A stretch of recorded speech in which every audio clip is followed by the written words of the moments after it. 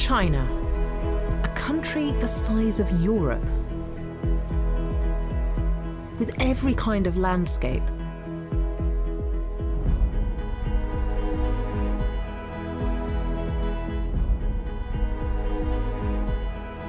Every kind of habitat,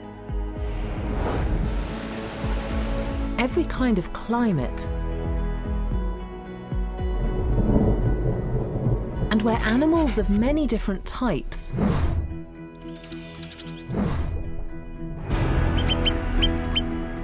rare, exquisite, and endangered live in unique ecosystems, in remote isolation, and alongside people. But today, both these habitats and the extraordinary species who live within them are increasingly faced with challenges.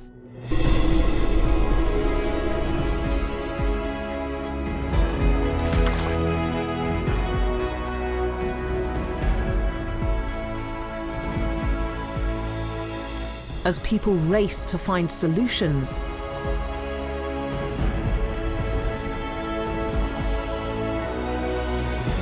to preserve China's wild beauty.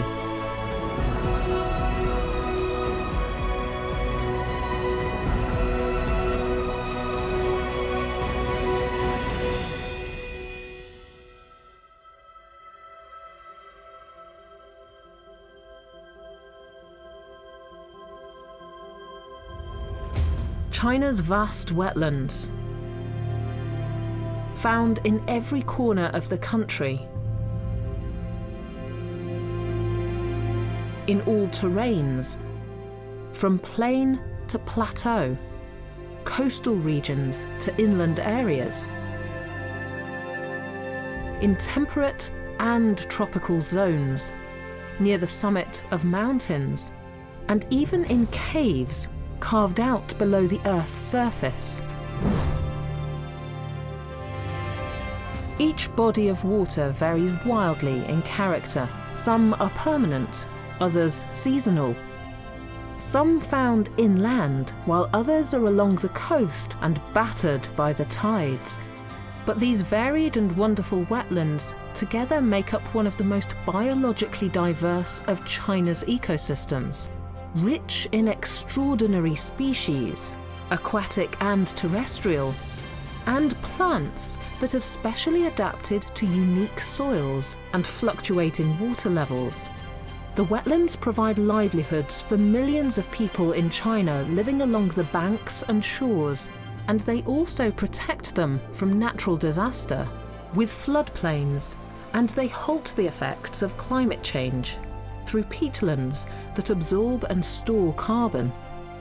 And so the value of the wetland system is immeasurable for China's wildlife and for its human population.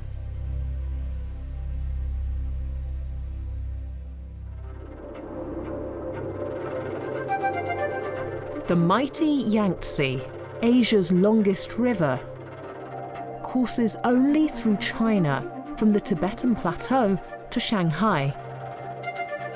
And along the fertile banks of its wetlands and floodplains, over the course of Chinese history,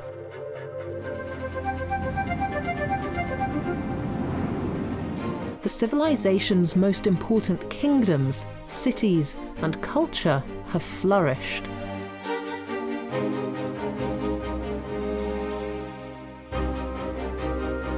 Today, its middle and lower reaches are home to China's most developed economies. But as people flourish, some species unique to this region are teetering on the brink of extinction. Recently, the whole Yangtze River basin has been given special environmental status, with a high standard of protection. But this may have come too late for some species.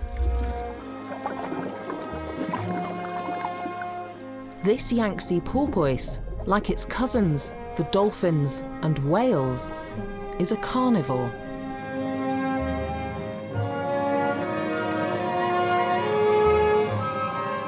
He is a finless porpoise with no dorsal fin, but found only in the wild in the Yangtze River.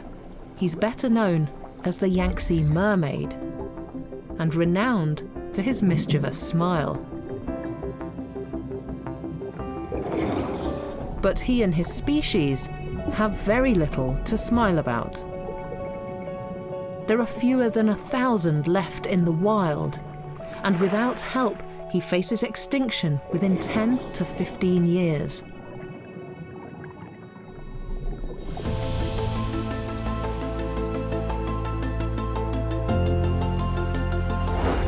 Scientists are racing against the clock to protect this ancient aquatic mammal.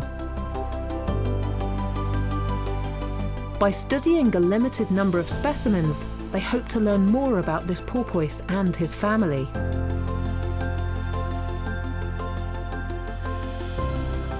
And how to save them. The more they know, the better they can protect the entire species and prevent it from vanishing.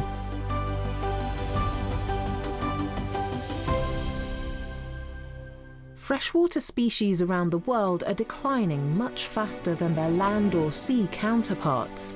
An 80% drop in their populations has taken place in the past 50 years, and the survival of this species could now rest on a close contact study of our porpoise and his friends. Everything they do is recorded and assessed. The experts here are building up the fullest picture yet of how these mammals behave and respond in various situations. They are also in peak physical condition, primed to breed and produce the healthiest offspring possible. This group, or pod of porpoises, is made up of males and females. The female finless porpoise, like all porpoises, are larger in build than the males, and they can carry a single calf every other year. They have a level of intelligence comparable to a gorilla. They're one of the smartest animals.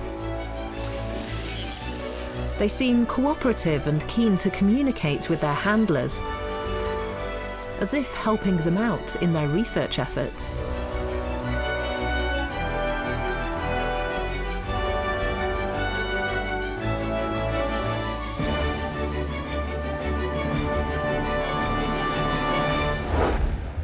Other initiatives are also underway to boost numbers in the wild. This is Tianzhou Oxbow in Hubei province.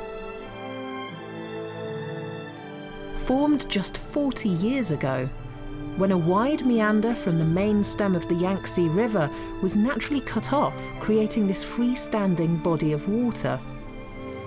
And now, it's home to a select few members of this critically endangered species.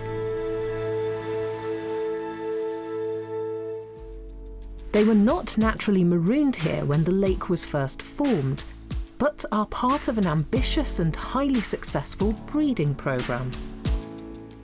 It all started 30 years ago when 5 injured porpoises were found in the Yangtze.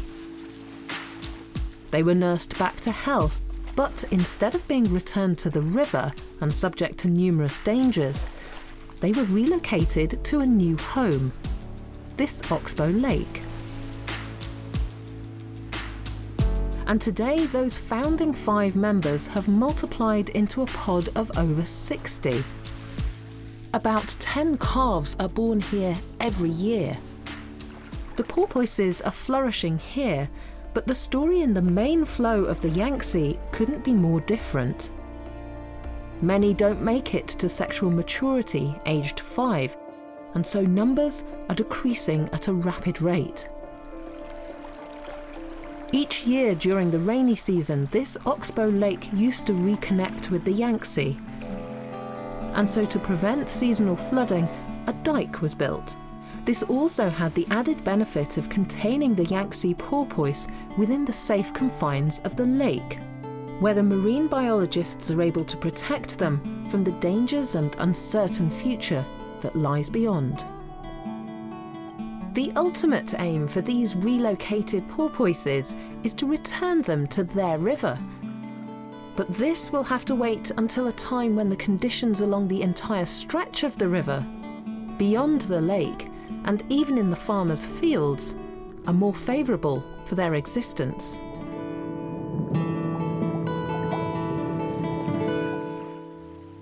Today, 20 kilometres of the river is also a designated nature reserve, closed to the public for the protection of the species and to boost fish supplies in the general area. In the Yangtze, these porpoises struggle to find food as a result of overfishing in the area. But the only boats seen here are patrolling the fish supplies. There are no trawlers.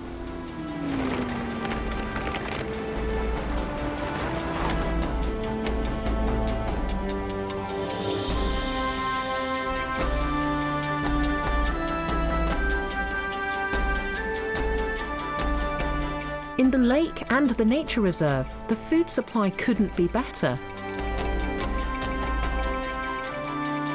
As every year, large amounts of fish larvae are released into the river system here to maintain a rich resource of fish. This method of conservation is unprecedented. It's a world first, but one that is already proving highly effective in the fight to prevent the species from becoming extinct. The transition for these animals has been seamless. They love it here.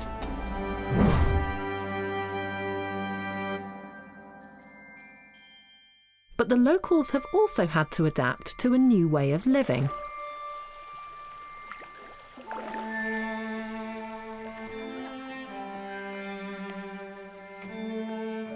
Ding Zhiliang was a fisherman.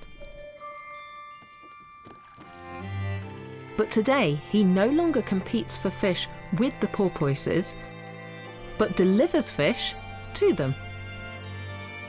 He retired from fishing after strict quotas were imposed in the area, and now uses his knowledge of these waters and the fish for a better purpose. He tenderly looks after the newest arrivals in the lake, helping mothers and their calves with the early stages of life. He feeds a female, and her calf every 4 hours with fish caught sustainably in the Tian'ezhou Oxbow Lake. And this keeps him very busy, as they can consume 5 kilograms of fish a day, about 10% of their body weight. Porpoises can swim at great depths, but like they choose to feed towards the surface. It's early winter. And her infant bob happily to the surface of the water, snatching food. He is her first baby and is 7 months old now, and only recently weaned off his mother's milk. He doesn't yet know how to hunt.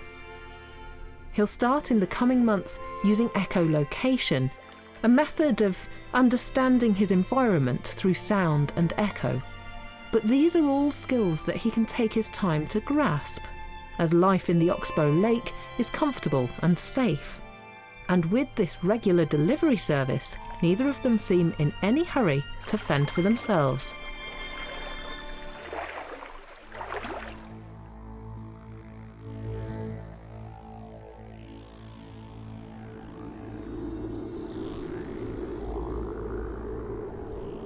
Further along the river, in the lower reaches of the Yangtze, one impressive wetland species has been brought back from the brink of extinction. The Milu deer. In the late 19th century, the world's only herd of this majestic species belonged to the Qing dynasty emperor Tongzhi. But a series of disasters, flooding and war entirely wiped out China's native population.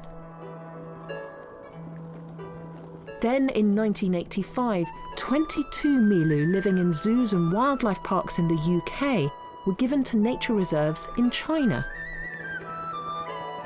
And so the Milu deer was brought back to its homeland, and placed in cordoned-off nature reserves and breeding centres around wetland areas.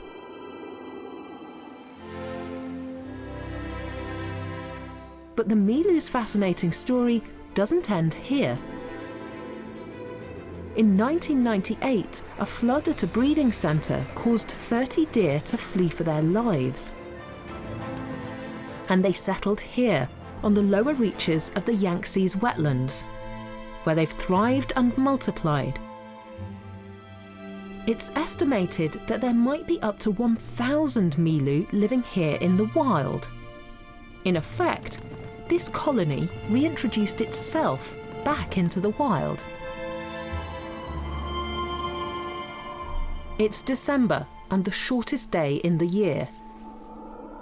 The sun rises over a Milu protected zone on the edge of a willow forest. This group roams silently across the mudflats. Usually segregated by sex, the males are at the front and the harem of females follow. Their broad hooves are perfect for muddy terrain.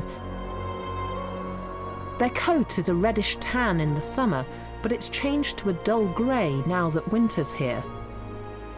This change of colour serves a useful purpose. It helps camouflage the Milu when the winter mists arrive. These deer swim well, spending long periods standing in water up to their shoulders.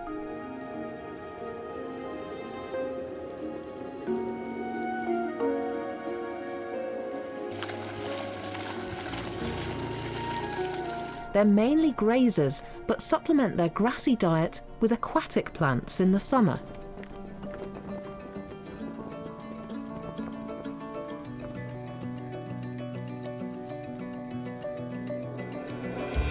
It's the autumn rut, or mating season, when bulls fight each other for the mating rights to entire groups of females.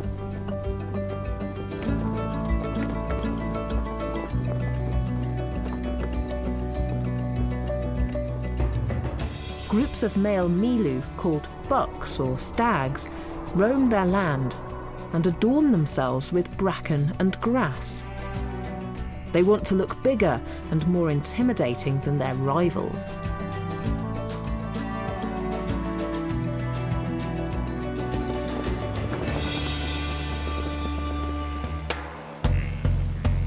In a muddy puddle, they engage in a flamboyant act called bellowing, throwing back their heads to roar and showing off their thick necks.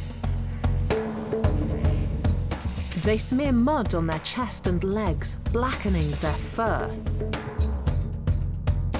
And then they bugle, making a high-pitched whistling noise to warn off potential competition. Their antlers are specifically grown to enhance sexual attraction and to be used as weapons in fights over interested females and even for control of entire harems.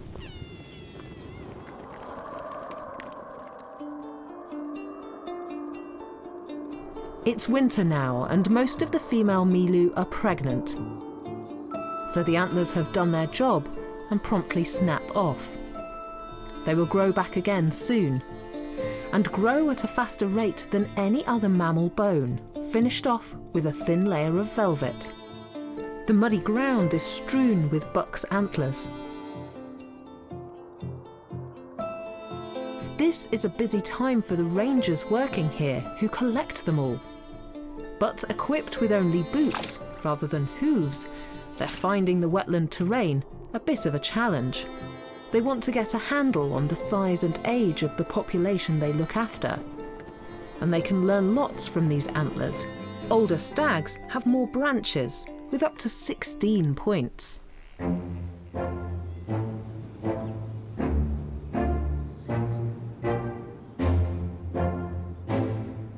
More than 1,600 kilometers away in South China's Hainan province is a coastal wetland and large mangrove forest, Dongjaigang.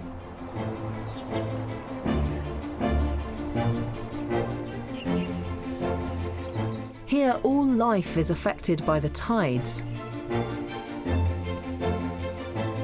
water rises and falls on a daily basis, alternately flooding the land and then retreating. The seawater is heavy with salt.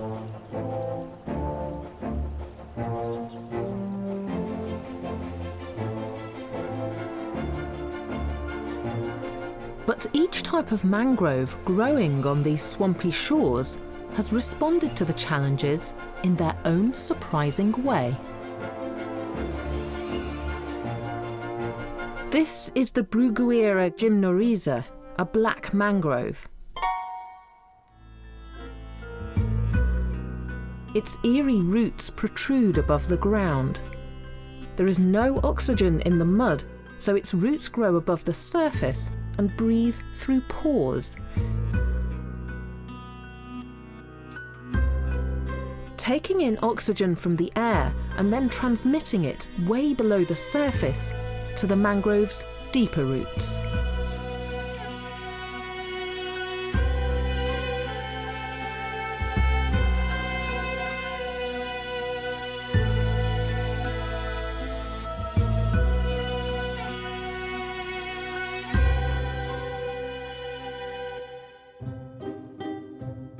The stilted mangrove in this forest is positioned on the front line, closest to the coast.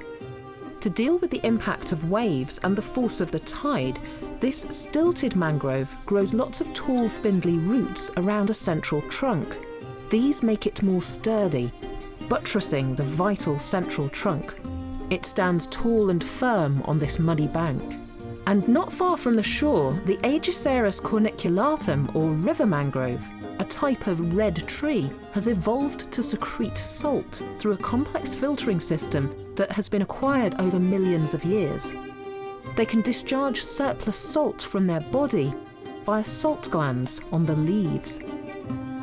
Mangroves are engineered like no other species on Earth, and they have a role to play in our survival too, trapping climate-changing carbon emissions and protecting coastal areas from erosion.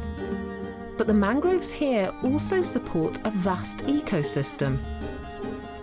Living amongst the mesh of mangrove roots, hidden from almost everyone and everything, are some truly exceptional and unique semi-aquatic species. Egrets are circling above the mangrove's canopy.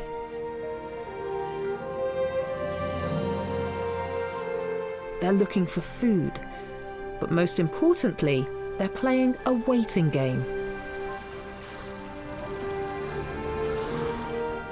The tide has gone out, exposing some of their favourite snacks.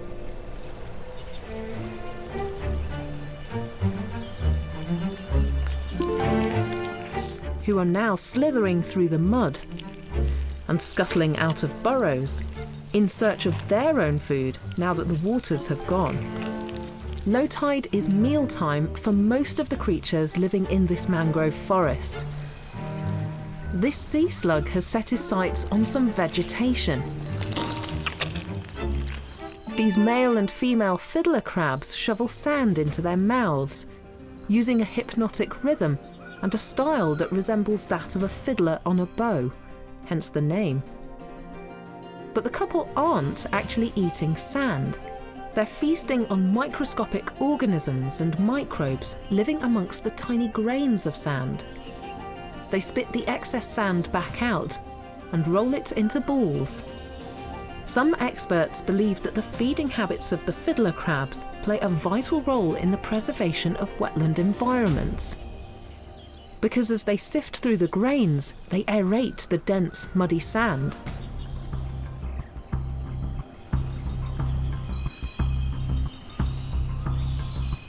This couple share this one burrow, and housekeeping is the job of the female in this relationship. She rolls the excess sand that has been spat out away from their underground home. These crabs communicate by a series of unique waves, gestures, and lunges. And there's nothing more expressive than the gesticulating of the male, using his one oversized claw. He woos his partner by waving this oversized claw, indicating to her that he could build a good burrow for her to ink in remarkable ways. In the day it's dark, and towards the evening it's brightly coloured.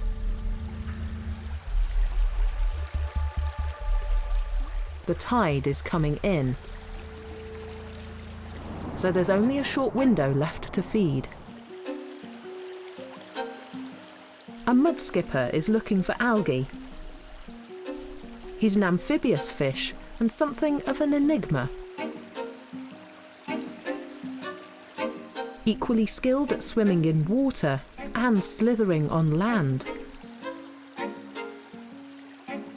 Breathing through his skin only when wet, and with the help of an enlarged gill, where he traps a bubble of air when out of the water.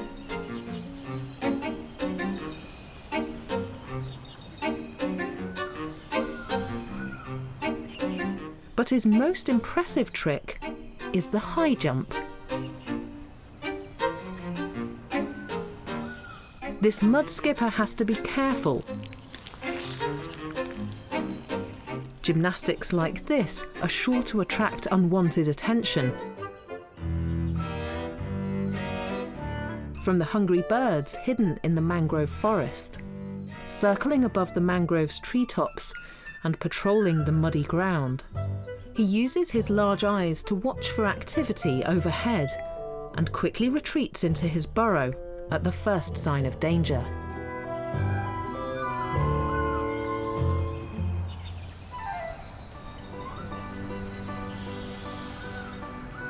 The fiddler crabs also escape back to their burrows, but here these egrets have many other options to choose from.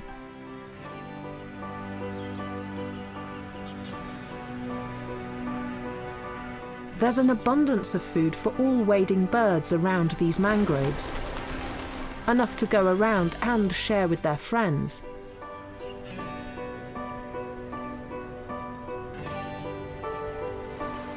And today, a visitor lands on these muddy shores, a foreigner washed up from the deep sea. This is the oldest marine creature on Earth, with a history of 300 million years. Chinese horseshoe crabs, also known as living fossils. This couple are in the process of breeding. The female has carried the male ashore on her back.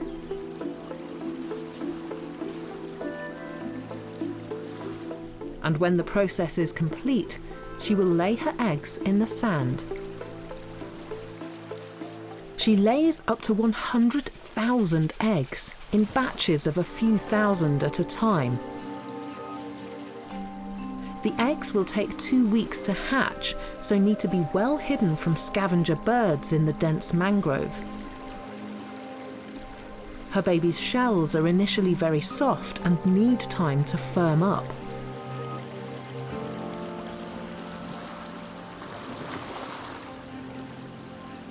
So she chooses to have them here, as the mud on the shore will protect them during their lengthy childhood.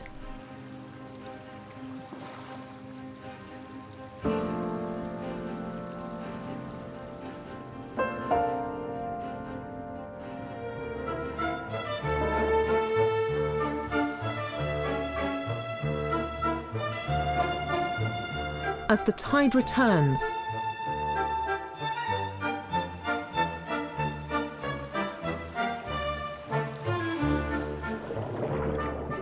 these crabs are safe from aerial attacks from the egrets.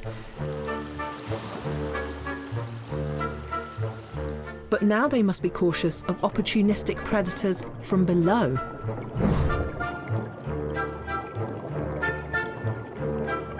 The Chinese black sleeper.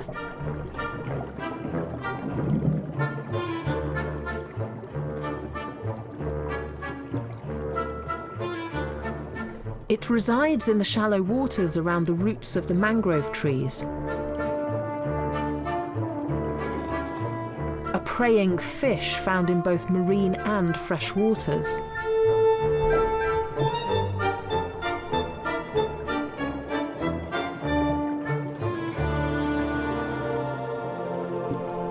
During the high tide,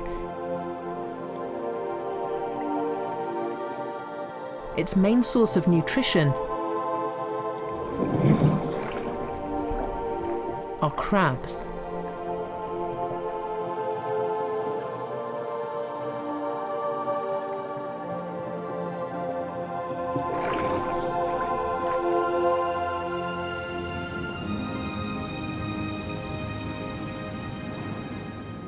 It's the start of another day in the mangrove forests.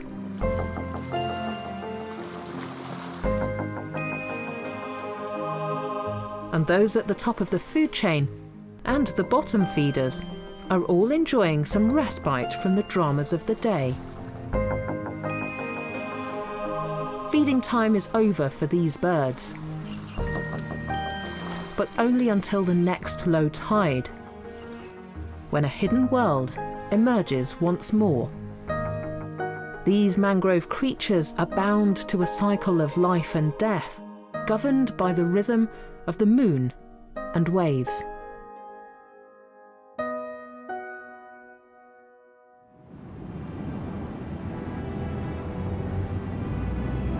China's awe-inspiring and extensive karst landscapes, where the humid climate and plentiful rainwater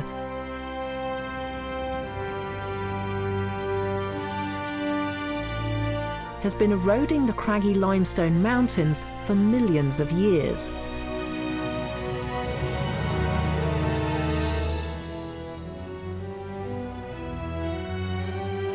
The water seeping through the rock fissures gradually works its way into the depths of the mountain, creating limestone caverns. An extraordinary world of interlocked underground cavities, subterranean pools of water, and an incredible underground habitat for wildlife.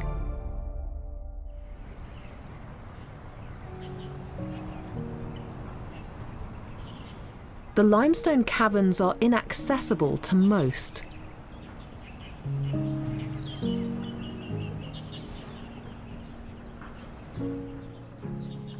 They are defined by darkness, but they provide a refuge for some.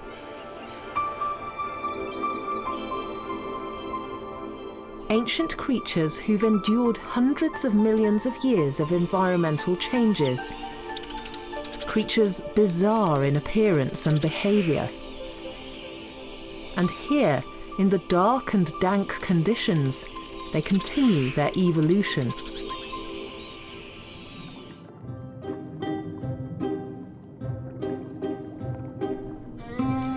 Near the cave entrance, a giant salamander lurks at the bottom of the water. The largest amphibian in the world, he's a relic from the dinosaur era and can grow up to 2 meters long. He's a carnivore and feeds off insects, millipedes, and even some other amphibians. He's a lazy hunter, lying motionless, camouflaged to look exactly like a rock, until the point when a passerby takes his fancy. Despite his apparently all-seeing, lidless, unblinking eyes, his eyesight is in fact very poor. Instead, he depends on a line of specialized sensory nodes that run from his head to his tail. These are so sensitive he can react to the slightest movement around him. And that's when he jumps into action, striking with speed. After eating a hearty meal, this giant salamander can go without food for 2 or even 3 years.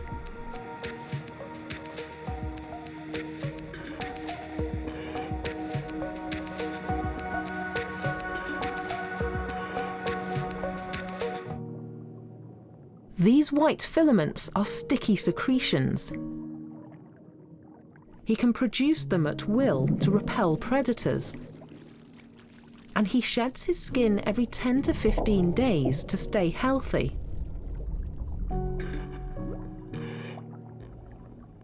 No creature is better suited to life in the quiet calm of these caves, which provides this shy and solitary salamander with the isolation he craves.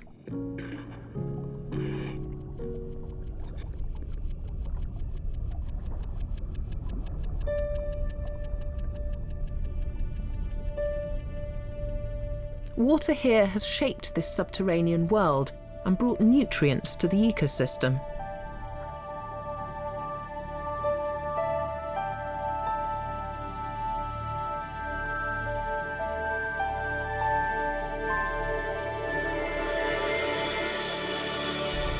The salamander population has been in decline since the 1970s due to habitat loss and pollution of rivers.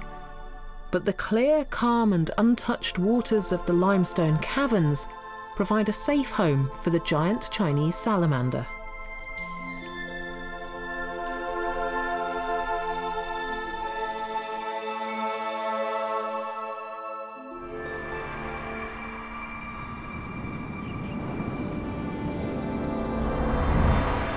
It's autumn on Qinghai Lake, a freshwater lake in southwest China's Guizhou province.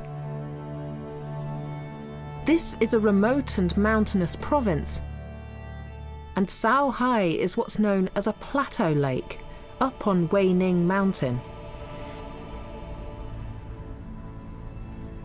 It's a hot destination for migratory birds.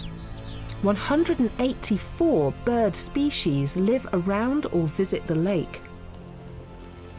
Qinghai means grass sea, and this name hints at how rich the lake is with aquatic plants. Add this to a mild climate, and it's not surprising that in early spring and late autumn, more than 100,000 birds will migrate here.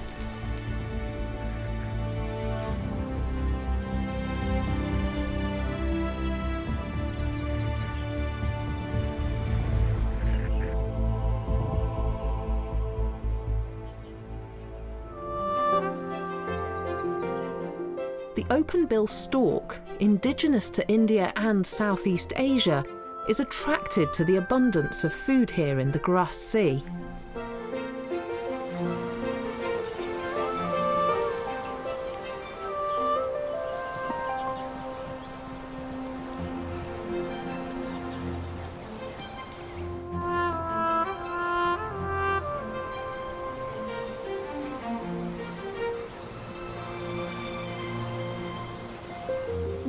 They are the largest wading bird in the area and are one of the top predators on the lake.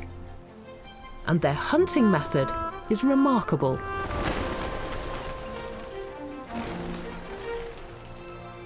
They seem to be taking part in a ritualistic display dance.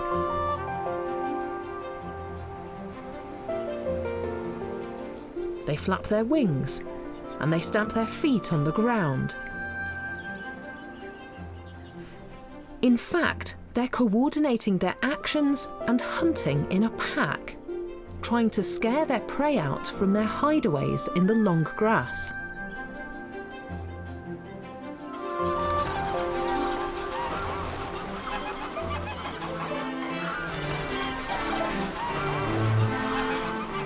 In late autumn, the grass sea receives its first visitors from the Tibetan Plateau. A flock of bar-headed geese. These are the highest flying birds on the planet. They've even been spotted flying over Mount Everest.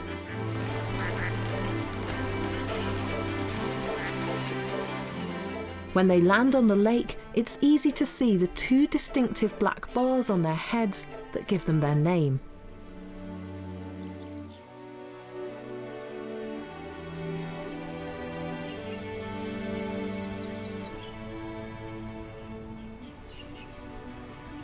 A flock of black-necked cranes is joining the thousands of birds already on Qinghai Lake.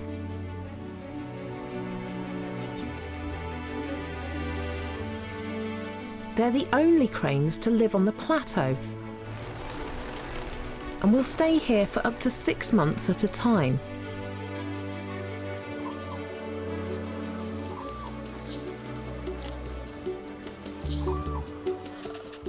After such a long migration, these birds are still getting used to the swampy grounds of the wetlands. The black-necked cranes are attracted to the wetlands too. But they're also lured here by the opportunities offered in the rich farmland surrounding the lake.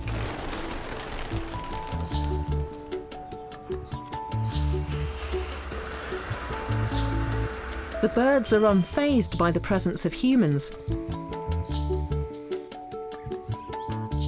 But it's a different story when they're confronted by a pair of domestic geese. Despite their greater height and size, the cranes seem confused by these aggressive farmyard birds, and they're unsure how to respond.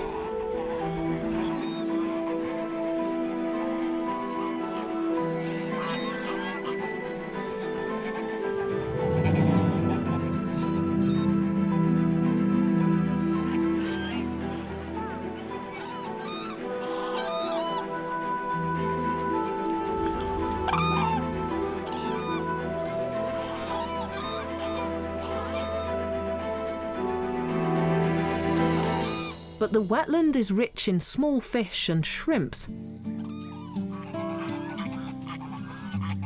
And thankfully, there's enough for everyone.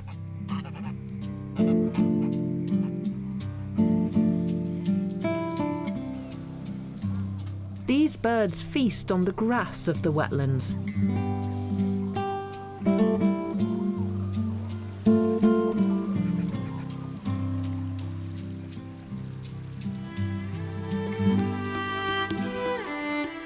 Whilst the migrating birds grow more adventurous, setting their sights on the unattended crops of the local farmers.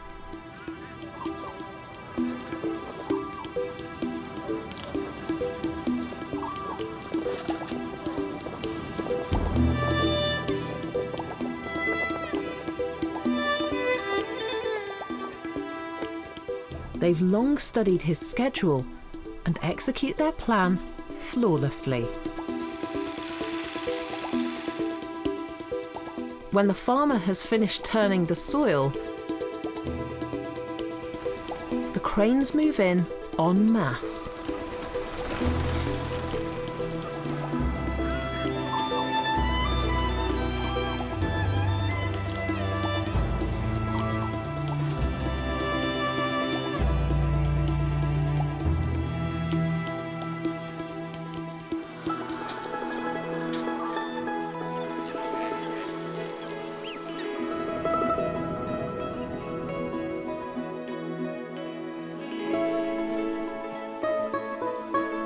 It's mating season. Much to the delight of farmers and local geese here. The cranes and other migratory birds head west to their breeding grounds on the Tibetan Plateau.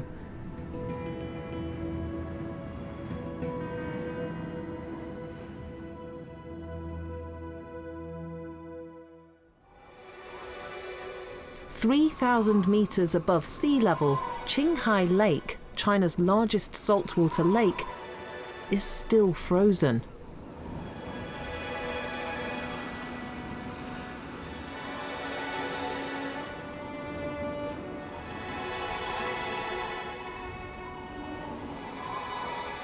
This lake is at a perfect crossroads for many migratory bird routes, with some stopping here temporarily, but many more staying here to breed.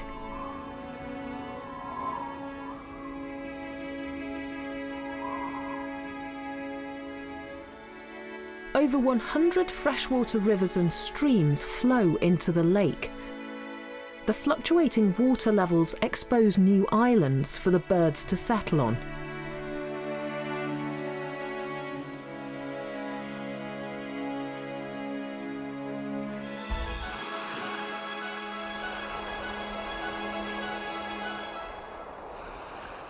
The black-necked crane pair are territorial. They choose to construct their nest far from the other cranes.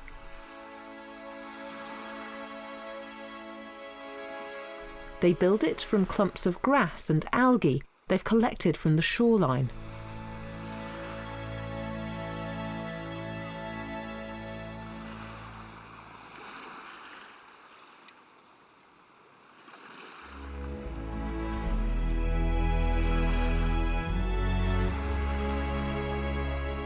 Cormorants form colonies during the breeding season.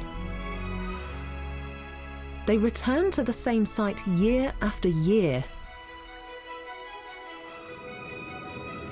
This world-famous rock on the west side of the lake has belonged to the cormorants for as long as records go back. Cormorants laying their eggs in this exposed spot must cope with altitude, high winds, and plunging temperatures. But today, as one cormorant glides effortlessly above the blue lake, Qinghai looks like one of the most serene places on Earth.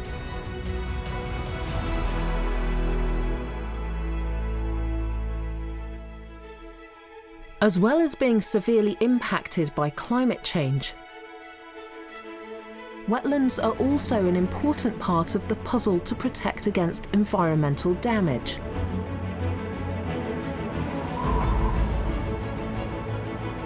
Wetlands act as a natural buffer against the most extreme events,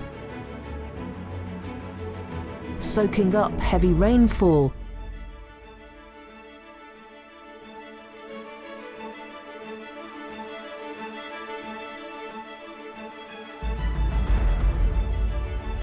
and regulating water flow to protect against floods.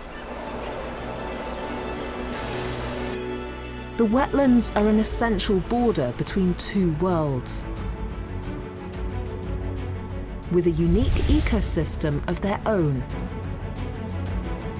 From wild swampy marshes in eastern China